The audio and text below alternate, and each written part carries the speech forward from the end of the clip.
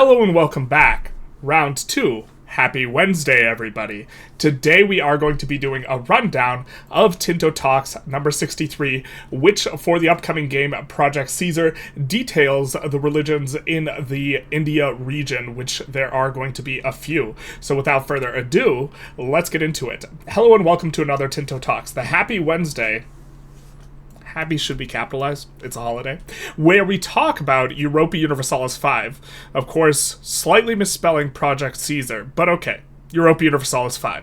Today we will be taking a look at the three religions born in India, Hinduism, Jainism, and Sikhism, which in the game are part of the Dharmic religion group. Now, we have played a little bit of this game, so as we go through some of these modifiers, I will give my opinion, but with a limited amount of hours, my opinion is likely to be maybe incorrect, but I think it'll still provide some context. So let's start by looking at the religious map mode, wherein we can see the dominant religion, and then also if there are some dual religions or there is crossing a threshold where there is kind of a large number of the religion, we get the little bit of stripes, but we also have a heat map, which is quite nice. We now have an interesting feature when the religious map mode, by hovering over a certain religion, in the religious breakdown, you can check the religious speed and heat map of said religion. So let's check Hinduism and Jainism, as both are present in 1337. And I think this is kind of an important detail regarding the pace of development and just how things are going, which in my estimation is rather well. This is a new feature that they have this hover, and this hover is really nice because we get the context of the bonuses of this religion, as well as a heat map of it, which is pretty nice for trying to figure out what religions are where, what proportion of your kind of states are maybe this religion and this type of thing. And by states, I of course mean locations. Here we see a Jainism, which there is quite a bit less in here, but we will be taking a look at their modifiers in just a second. So let's get into Hinduism. Hinduism, the Hindu religion, is part of the Dharma religious group, which gives religious figures allowed. These will give some bonuses: tolerance of the true faith and tolerance of heathen beliefs.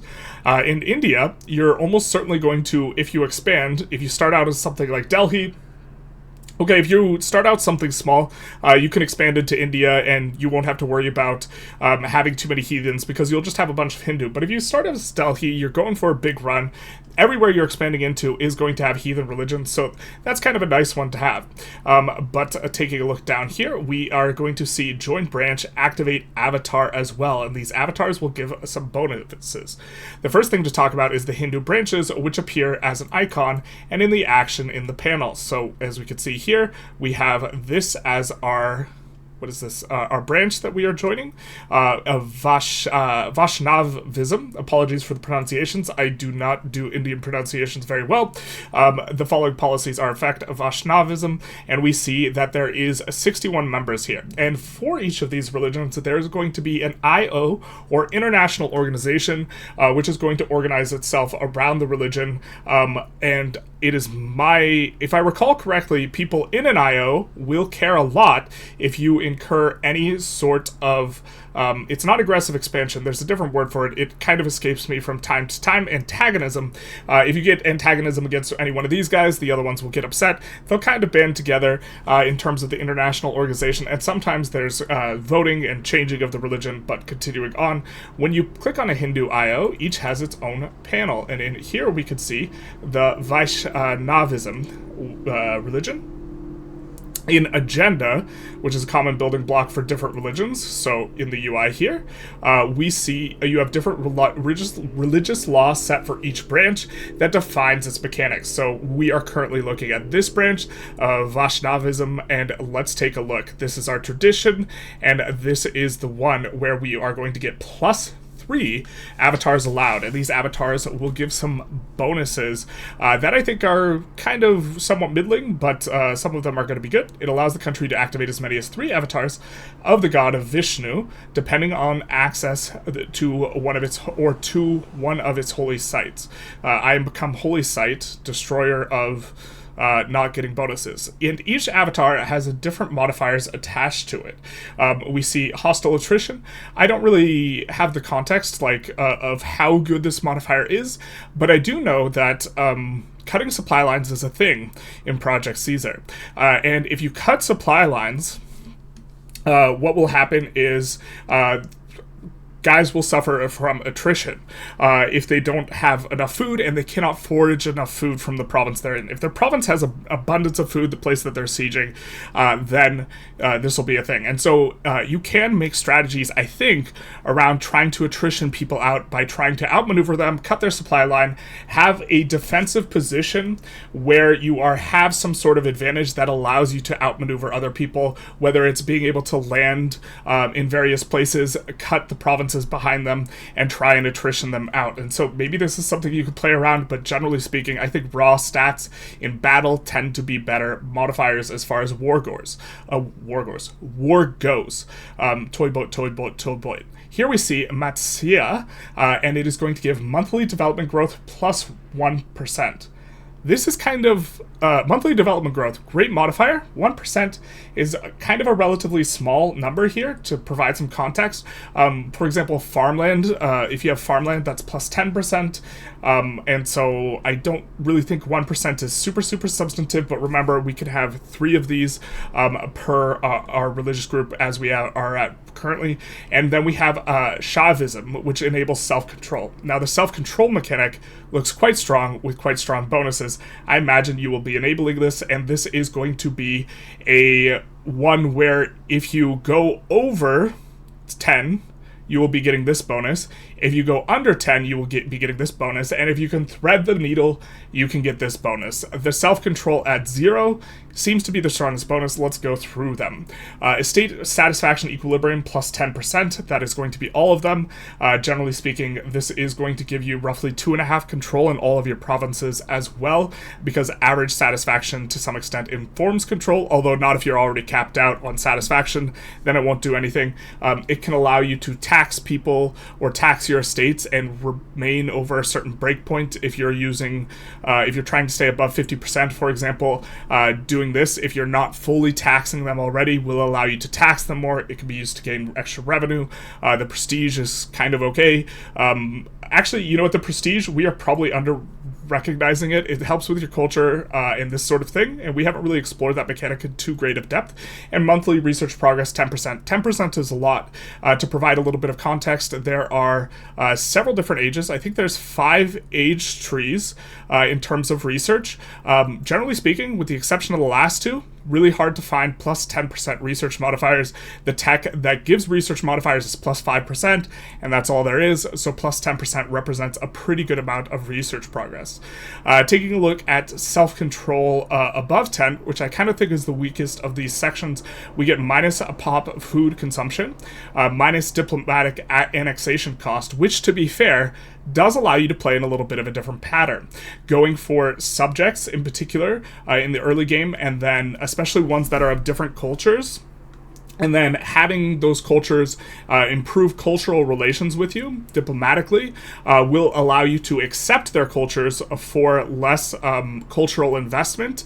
And by doing this, you could have more accepted cultures, which can allow you to have more cores. And so it's not just the fact that your diplo annexing faster facilitates a play pattern wherein you could go for subjects for the purposes of having higher control lands over time, because if you have a core, that is plus 20 control, and I believe if something is just integrated, it's like 5 control, or maybe not even anything. And so being able to accept a lot of cultures is something useful, and running them through the subject train not only allows you to get integration on the lands that they have, but also allows you to have less investment in order to accept their culture so that you can get cores. And so it's a fine enough modifier. Minus 50 relations on subjects when they get annexed, though, might be the thing that throttles you more than the diplo annexation cost. But moving on, stability investment. Stability is a fine modifier. At 100, I think it gives you plus 100. I'm not sure the exact numbers, but it does give you pop promotion speed. Often pop promotion is going to be something that is throttling your ability to develop certain areas because you can't get enough laborers, you can't get enough burgers. And what this will do is it will give you a rather large percentage investment in pop promotion at the higher levels. And also, you do use stab to do a bunch of interactions, and so it is a resource that you can utilize in that way, not just for the pop promotion speed. Rural migration attraction, this one's kind of interesting. I think in the long term, this actually starts to get really good, and in the short term, it's probably bad, or in the early game. And the reason for this is a lot of times, there's kind of two heuristics I think are really strong for not upgrading things to towns and cities. And those two heuristics, I think, are going to be, you don't want to upgrade bad terrain, and you don't want to upgrade to resources. Good resources. Very broadly speaking. So if something's gold, silver, spices, this type of thing, by keeping it rural, this allows you to have more levels of the RGO. Another thing that helps you get more RGO is going to be development. I don't think pop helps, actually. So maybe this migration attraction isn't necessarily as good, but it will allow you to get people to work in those areas that you are leaving rural. And over time, as you turn more things into city, a higher density of your rural stuff will be really good resources. And so getting extra pops to come to those areas is going to be something. But as I started this in my head, more pops equaled more RGOs, and I'm not sure if that's the case. I think it's development, and I don't think higher population encourages dev. But not 100% sure. Monthly progress towards Spiritualist. This is kind of okay. I'm actually not sure which is better between Spiritualist and the other one. I think that's one of the ones you're a little bit more ambivalent on, but I'd have to take a closer look. If we have self-control minus 10, we get maximum tax plus 10%. I think a lot of times with the burgers, the base maximum tax rate is 20%, and if the burgers have a lot of power, it scales it down, and 10% is often what you can tax them at. And so what this represents is a doubling of the burger tax, which I think is going to be the estate that you're generally squeezing the most money out of via taxes. They had nerfed trade relative to everyone's videos that came out that really made a lot of money through trade, so something like maximum tax can represent a lot of money and is probably a fairly strong modifier. We get plus food consumption, have to make a little bit of concession, and income from vassal subjects. And so a little bit of a different look here, where instead of getting diplo annexation cost, we are getting income, so you hold on to your subjects longer, perhaps, instead of integrating them faster. This is probably a solid modifier here as well, especially in the earlier game where you are wanting to play in more of a feudal way for a variety of reasons. Not just the integration stuff we talked about earlier, but also because it's hard to project control over a large area in the early game. We get monthly war exhaustion. Really hard to tell how good this modifier is. Generally, we haven't run into a spot where we accumulate a ton of war exhaustion, but that might just have to do with the nature of the few plays that we've done and how things have rolled out. And monthly progress towards belligerent. I don't really have an opinion that strong on belligerent versus conciliatory. Belligerent's probably better. My playstyle probably leans more towards conciliatory, something like this. You can gain or lose self-control by performing these actions and also some random events. And remember, we want to preferably thread the needle and have balance in our lives, right? Stay in between 10 and minus 10. And you can see here, perform yoga, gain 10 control. The cost of this is 20 prestige, which isn't too bad. We can indulge in feasts. We lose a 10 self-control, and this is going to cost 37 gold. And kind of one of the questions we have here is going to be, okay, what are the cooldown timers on this? If the cooldown timers are really low, this should be pretty easy to fiddle into the place you want, and if it's really high, it's going to take a little bit more thinking. We can discard worldly possessions. 22 doesn't seem like a very big investment. We gain 15 self-control, indulge in bloodbath. This, of course, is our favorite type of bath. Shout out to bathwater, and then we gain minus 15 self-control. I guess that's losing self-control, and 5 antagonism towards us in what is ostensibly our capital, but it'll also cost us 20 prestige. Okay, now here we have Shaktism, which is going to allow one avatar. Now, the avatar that we think is really good is whatever enables this. Actually, I'm not 100% sure this is an avatar. I think this is an avatar, and it wasn't that strong. I think you're going to want self-control either way. Let's continue on though and take a look at the flavor. This not only allows you to have one avatar active at any time, at any of 10 possible, 5 in peacetime, 5 in wartime. So instead, we're going to get a cycling avatar, and these avatars will be different. Was it called something different for the previous religion? Maybe it wasn't called religion, but this one's going to have a cycling one that you can manipulate. But if you...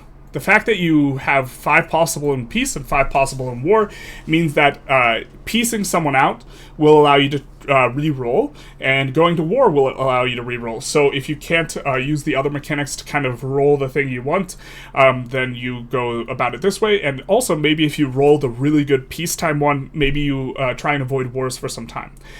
By declaring war or stopping being at war, this makes you change from an avatar from one category to an avatar of the other. These avatars are randomly assigned, but you can re-roll them using the change avatar action. The main difference with a Vaishnavism is you don't need to have access to a holy site, where Vaishnavism, in order to put those avatars in, you need access to a holy site.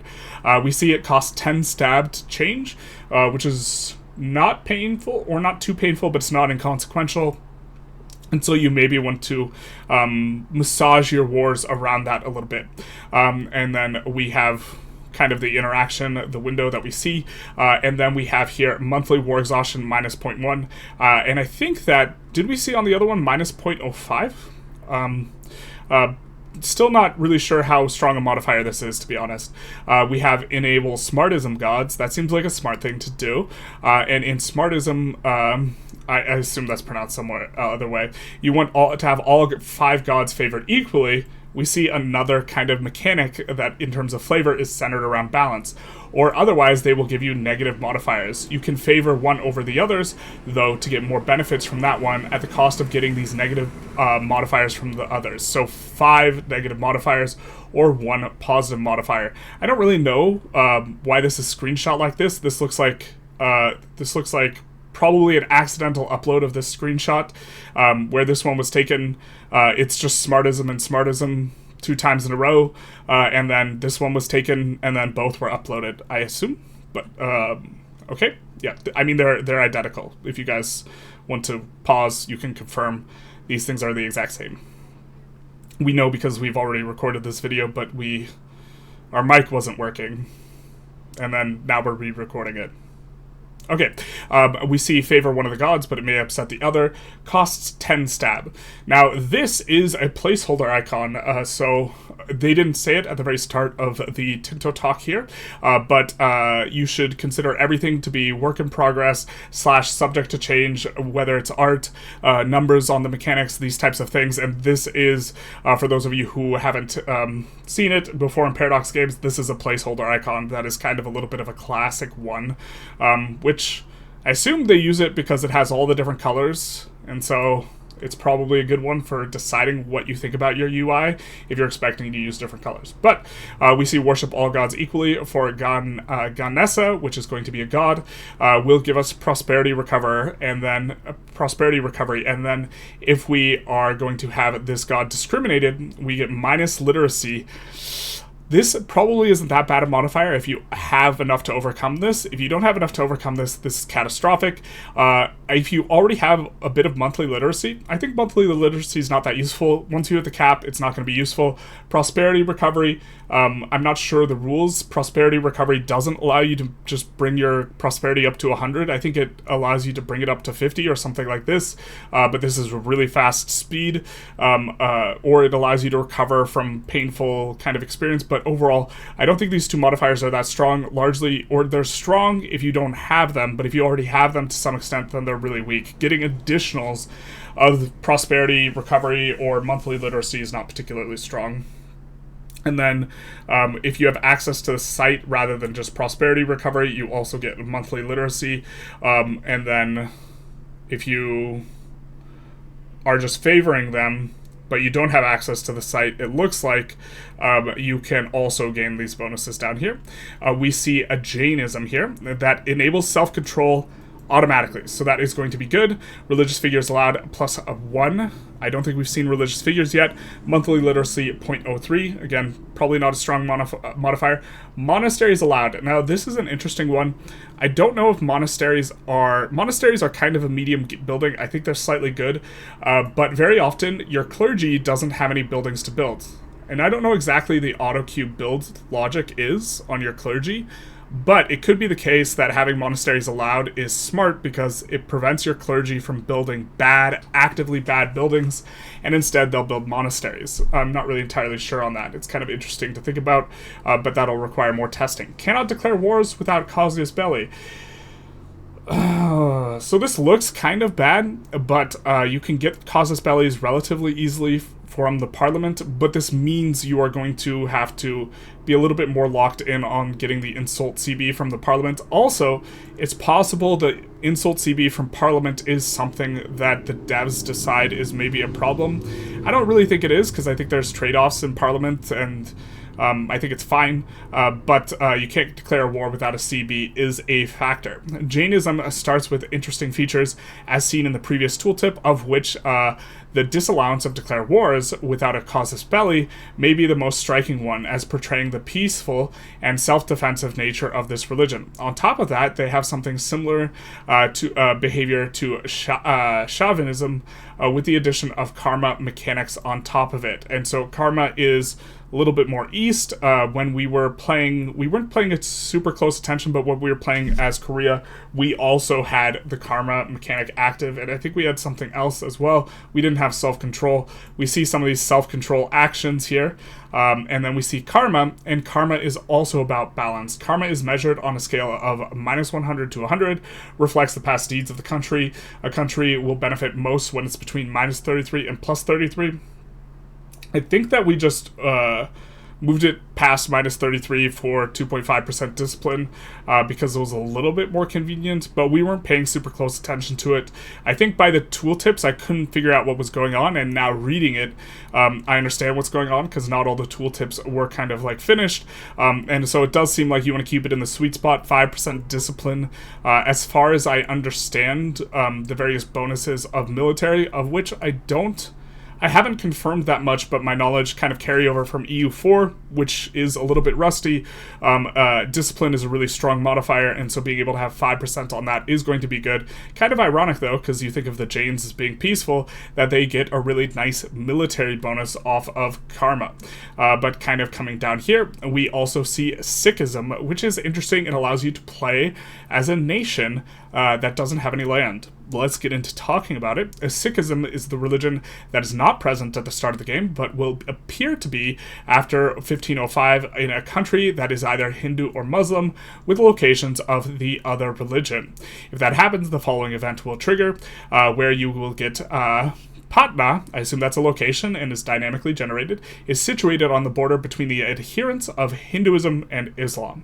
In this area marked by religious tension and differences, a man named Guru Nanak Shatar, again, pronunciations apologies, has started to preach that there is no Hindu or Muslim, but that the truth is with God, who is neither. Although this rejection of ancient customs has outraged the devoted Hindu believers, Guru Nanak Shatar disregard for the creed has allowed his teachings to take root among the population. His disciples are known as the Sikhs and are spreading this new faith rapidly throughout Patna. And then we will have three options, of which this is going to get described below what they do.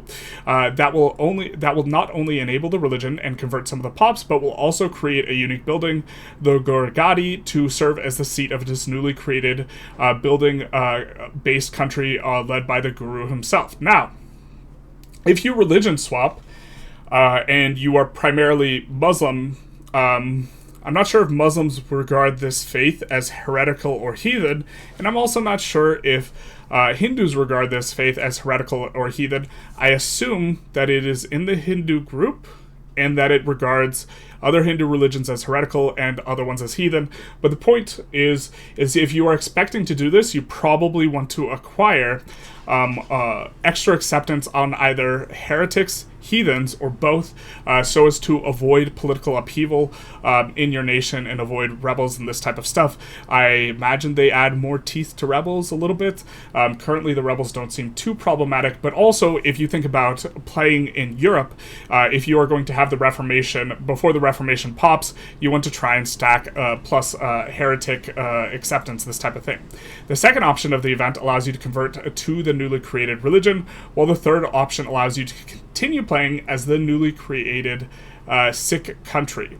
Now, my understanding is, okay, so we will either be able to play as a building-based country, play as the newly created religion, and the other one allows you to play as the newly created Sikh country. Where we just play as the thing without converting, or do you always have to convert? I guess I'm a little bit confused here as to what happens, but we will kind of take through it. I think we do see some of what's going on here. Sikhism religion will be founded. Patna gains 1 Gurgadi. We convert to Sikhism religion. We lose 20 stab, not too bad, but definitely not a good thing. Delhi joins the Sikhism. Delhi's pretty big. We follow Guru Nanak Shatar's teachings. Sikhism religion founded. Patna gains 1 Gurgadi. We will continue playing as the Gurgadi. Many pops in our country are now following Sikhism, and this gives you a whole bunch of laws. In terms of the religion, it's going to give you a bunch of laws that you can enact, but taking a look at the Gurgadi, max literacy for clergy, generally don't think this is that strong a modifier, but it enables kind of the rest of our religion, where we can get estate satisfaction equilibrium 2.5%. We talked about this, kind of like this modifier, gives us a little bit more control, gives us a little more leeway, this type of thing, and monthly research progress plus 10%, which we also talked about, nice and strong modifier. Convert to religion. We also see this, which is a little bit of a curious one. I have been trying to find the convert culture is something that I've been receiving questions about, and I don't know exactly how it works. It is nice to see convert to religion in here. We did convert to Protestantism in our Milan run, but let's continue on. The new country will have a unique government reform with unique air selection, not hair selection. Oh, man. Selection, making it so that basically only the gurus are able to be rulers of it. This seems fair enough. And also, another plus 10% research progress. So, generally speaking, if you are in the East, one of the problems for your runs relative to playing in Europe is going to be, it is difficult to get tech, because you will get around half the research points before modifiers for a lot of the ones that do not speak Arabic. And that is because your liturgical language is weak, and so research will be something you're generally weak in, and so this can allow you, or to help you, to kind of catch up to where the Europeans will be by gaining percentage modifiers to research progress. There's generally not a lot of sources of flat modifiers. You get one base flat, and then if you have the strongest liturgical language, you get an additional one, and then proportionate to how strong you are relative to the strongest religion, you will get anywhere from 0 to 1 for your liturgical language. A lot of places in the East do not get very much. Although, interestingly, on Korea that we were playing, we did get a base 0.1 from some sort of event or flavor. So we get blocked from conversion, monthly progress towards a spiritualist, monthly progress towards conciliatory, and we will change to guru succession. And a little bit of stab hit. When Sikhism appears, it will create a new IO, international organization. The first guru will cement its basis. There will be further events for each of the historical Sikh gurus, and each subsequent guru that appears will add to that IO. I do not know if you need to get a unique building or if you need to get the location in here. You're playing as a country that is a building-based country raises a lot of questions, and we don't have the reference experience to really talk through it too much. But I don't know if you need to build the buildings in the various areas in order to get this, or you need to get the location or the owner of the location converted to Sikhism. But taking a look, we see Guru Nanak teachings, which are going to be, I think, just this is the baseline generic thing, and then we have some other vote for von Schako, and these are going to be some other modifiers we can have, and we see that in all of these we are going to have a ton of laws, and they are going to be teachings, and we can set those policies. So taking a look at what some of these gives: a state satisfaction equilibrium plus 10%. I don't know if you can only vote for one person, but this is a very strong modifier. Progress towards communalism, production efficiency 5%. Also quite strong. This is a output modifier. It's a free money modifier. It doesn't increase your inputs. It just increases your outputs. And so what this represents can be quite a bit larger than it first seems. So if your inputs cost 95 ducats on a building and your outputs cost or your outputs are valued at 100 ducats, by the production of that building, you will be generating 5 ducats, right? And the 5% production efficiency, that only applies to the output. And so going from 100 to 105%, this 5% increase can represent a 100% increase in the nominal value you are adding to your tax base, because your tax base is kind of the sum of all the economic activity that's happening in a location, and you went from 100 less 95 equals 5 to 105 less 95 equals 10. And so this can represent something, and so it might look like a small modifier, and it will change pretty dynamically how valuable it is based on what your margins look like. The bigger your margins, the worse production efficiency will be in a relative sense, although I suppose in an absolute sense, the better it will be. So, for example, if your inputs cost 60 and you're outputting 100, a 5% increase represents going up a whole lot less, like 12% rather than 100%. 12.5%. We get monthly stab investment here, progress towards spiritualist, which we've seen quite a bit of, and we see that there are going to be potentially a lot of options. I don't know if they have failed to build the building in that area, and if we need to own the location, or if we could just build it. The final common feature for all of them is the holy sites. There are several different holy sites for all religions and branches in the case of Hinduism, because we are looking primarily at the different branches here. We see that there are various temples, and we see, I think these are just works of art, and simultaneously certain type of buildings, or city upgrades, something like this. But I guess, okay, we'll get to take a closer look here at the Chamundeshwari temple, which this is not just a temple thing. It will give plus 10 monthly gold. Now, that is quite a bit of flat monthly gold, especially in the early game, and we get monthly prosperity. This will make it so that we hit cap really, really fast on this location. It is going to be in Mysore specifically, but is this a different location? Wait, is this? No, this is in Mysore. Okay, so this is in a specific location. Possible clerics plus 250. This is nice. This means you'll always have clerics available to employ pretty much in new buildings that you put down. And okay, that's all for today. We will be continuing to take a look at the Indian content this Friday, which of course will be a flavor Friday, Tinto flavor for the Sultanate of Delhi, and on Monday with the Tinto maps feedback for the region of India. And next Wednesday, St. Dave, who is the head of the art, something else as well, portion of Tinto, will be hosting the Tinto Talks with the topic being unit graphics. Cheers. And anyone who watched any of my videos, you didn't get to see any units, although a bunch of other people had units. Specifically, the loud car units are some of the strongest units in game. But anyways, I hope you enjoyed this video. If you did, feel free to like, comment, subscribe, hit the notification bell, and also I have a little bit of a thought, and if you guys are interested in that, we can try and plan out what a start might look like as different countries. And what we can do is we can plan out a start as countries I have played a little bit, or we can plan out starts that are for countries where we're getting flavors on, so I can release a video where we take a look at, after Friday, the Sultanate of Delhi. We take a closer look at that nation and where we might want to go with our start, what texts we might want to go towards, what our unique texts look like, and sort of form a game plan for the first 150 years that we can execute based on kind of the unique situations or the unique conditions of our start. If that would interest people, please let me know. But other than that, have a happy Wednesday. It's Wednesday, right? Yeah, it is.